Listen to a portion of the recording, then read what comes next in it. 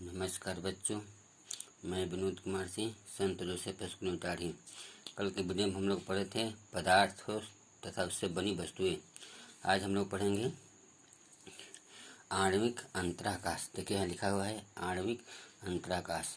इसका मतलब होता है कि अणुओं के बीच खाली स्थान। ठीक है, क्या होता है? अणुओं के बीच खाली स्थान। ठीक है, चलिए इसके बारे में पढ़ते हैं। किसी भी ठोस अथवा द्रव पदार्थ को बाहर से देखने पर वह गट्ठा हुआ सा दिखाई देता है।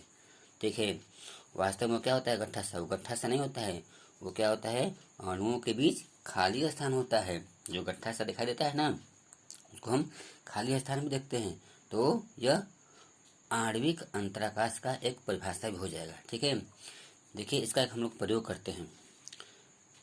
देखिए यहाँ एक प्रखनली बनाया हुआ है। प्रखनली है आपका, ठीक है, शीशे का है। किसकी है? शीशे की, यानी कांच की। इस फिर से बना देते हैं। ये देखिए हमारा प्रखनली, इस टाइप का प्रखनली होता है, आप लोग देखे होंगे। आधा पानी भरा हुआ है। ठीक है, इसमें क्या है? आधा पानी भरा हुआ है। ठीक है, शीश को खाली रखा हुआ है। ठीक है, खाली रखा हुआ है किस लिए? देखिए इसमें क्या करना है, शीश भाग में जो है, जो खाली है, इसमें सावधानी पूर्वक एल्कोहल भरना है। ठीक है, पूरी तरह से भर देना है एल्कोहल से। अब नली के मुंह को हम क्या कर देंगे?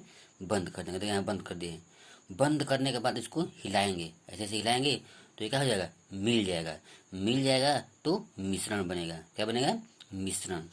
देखिए क्या होता है कि जो मिश्रण होता है एल्कोहल और जल का, यहाँ से जल है और इधर एल्कोहल है, इन दोनों का जो मिश्रण होता है, ठीक है, इसका आयतन, मिश्रण का आयतन जल और एल्कोहल के आयतन के योग से कम होता है। कहने का मतलब इसका और इसके जोड़ जो आएगा, यानी एल्कोहल और जल का जो योग आएगा, वो आयतन क्या होता है? मिश्रण का आयतन क्या होता है? उससे कम होता है। ठीक है, यानी कि इन दोनों का जो मिश्रण है, इसका जो आयतन बनेगा वो और इनका अलग अलग आयतन, ठीक है, कि योग क्या होता है? उससे मिश्रण वाला कम होता है। ठीक है, जल और अल्कोहल के अणुओं के बीच क्या होता है? खाली स्थान होता है। देखिए जल है, ये अणु है, थोड़ा सा और हम बनाते हैं बिंदु के, क्या होता है? खाली स्थान होता है। दोनों को मिलाने पर अणु एक दूसरे के बीच खाली स्थान, ठीक है, में नए ढंग से समायोजित हो जाते हैं। ठीक है, स्थापित हो जाते हैं। तो ऊपर हम परिभाषा बताए थे, अर्थात इससे स्पष्ट होता है कि प्रत्येक पदार्थों के अणुओं के बीच खाली स्थान होता है, तभी तो आणविक अंतराकाश कहलाता है। ठीक है, इस क्रिया को हम लोग आणविक अंतराकाश कहते हैं। अब चलिए आता है अगला टॉपिक, ब्राउनियन गति। देखिए यहाँ लिख देते हैं ब्राउनियन। क्या होता है? ब्राउनियन गति।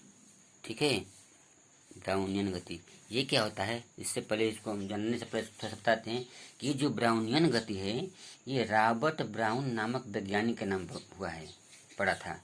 किसके नाम पे? रॉबर्ट ब्राउन नामक वैज्ञानिक। उन्होंने क्या किया था कि इस घटना का अध्ययन सर्वप्रथम रॉबर्ट ब्राउन नामक वैज्ञानिक ने ही किया था। उन्हीं के नाम पर पदार्थों के कणों या अणुओं की इस अव्यवस्थित गति को, पदार्थों के अणुओं की अव्यवस्थित गति को ही हम लोग ब्राउनियन गति कहते हैं। ठीक है, क्या होता है कि इसमें कोई गति नहीं होता है, किसी भी दिशा में इसकी गति होती है। ठीक है, अव्यवस्थित का मतलब होता है किसी भी दिशा में गति। चलिए इसको हम लोग पढ़ लेते हैं। लाइकोपोडियम चूर्ण के प्रत्येक कण, देखिए फिगर दिया हुआ है, ये देखिए फिगर दिया हुआ है। इसमें कहता है कांच की प्लेट लीजिए, इस प्लेट पर जल की एक बूंद को डालिए, एक बूंद में थोड़ा सा लाइकोपोडियम चूर्ण डालकर इसको सूक्ष्मदर्शी से हम लोग देख सकते हैं या देखते भी हैं। लाइकोपोडियम चूर्ण का प्रत्येक कण शीघ्रता से क्या होता है? देखिए ये फिगर है ना, शीघ्रता, ये सब चूर्ण है किसके? लाइकोपोडियम के।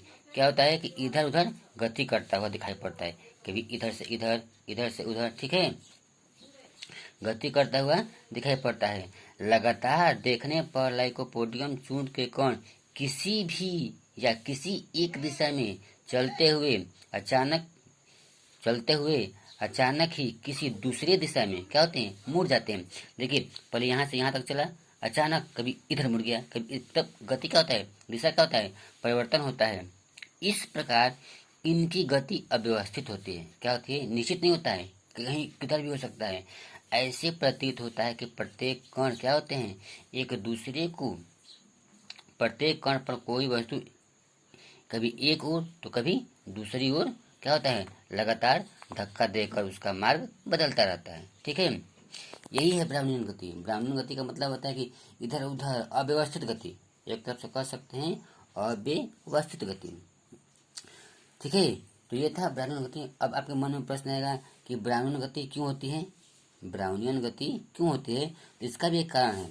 इसका कारण यह है कि जल के अणु लगातार भिन्न भिन्न दिशाओं में क्या होते हैं, यहाँ देख लीजिए, जल के जो अणु होते हैं भिन्न भिन्न दिशाओं में लगातार अव्यवस्थित गति करते हैं। जल के अणु लाइकोपोडियम चूर्ण के अणुओं से टकराकर उनको भी क्या कर देते हैं, इधर उधर अव्यवस्थित ढंग से गति कराते हैं। ठीक है, क्या करते हैं, अव्यवस्थित ढंग से गति कराते हैं।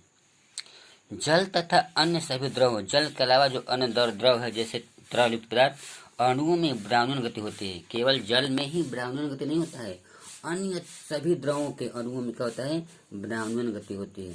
द्रवों के भांति गैसों के भी अणु क्या होते हैं, गतिशील होते हैं। जैसे द्रव के अणु गतिशील होते हैं, उसी तरह गैसों के भी अणु क्या होते हैं, गतिशील होते हैं। यही कारण है कि इत्र, पेट्रोल, अमोनिया आदि की गंध अत्यधिक तेजी से फैलती है। ठीक है, गैसों की वाष्प के अणु गतिशील होने के कारण ही तेजी से वातावरण में फैल जाती है। ठीक है, क्या होती है, वातावरण में फैल जाती है। वह जो फैलती है उसी को हम लोग विसरण कहते हैं। क्या कहते हैं, विसरण। ठीक है, यहाँ देते हैं विसरण। इसका परिभाषा बन जाएगा कि किसी एक पदार्थ के अणुओं का किसी दूसरे पदार्थ के अणुओं के बीच समाते हुए या प्रवेश करते हुए फैलना क्या कहलाता है, विसरण कहलाता है। ठीक है, क्या कहलाता है, विसरण। एक बार फिर से बता दे रहे हैं, एक पदार्थ के अणुओं का किसी दूसरे पदार्थ के अणुओं के बीच प्रवेश करते हुए फैलना क्या कहलाता है, विसरण कहलाता है। ठीक है, तो ये था हमारा आज का वीडियो। हम उम्मीद करते हैं कि आप लोगों को समझ में आया होगा। नहीं आएगा तो आप लोग कमेंट करिएगा। ठीक है, फिर हम आपको अगले वीडियो में बताने का प्रयास करेंगे। तो आज के लिए इतना ही, धन्यवाद।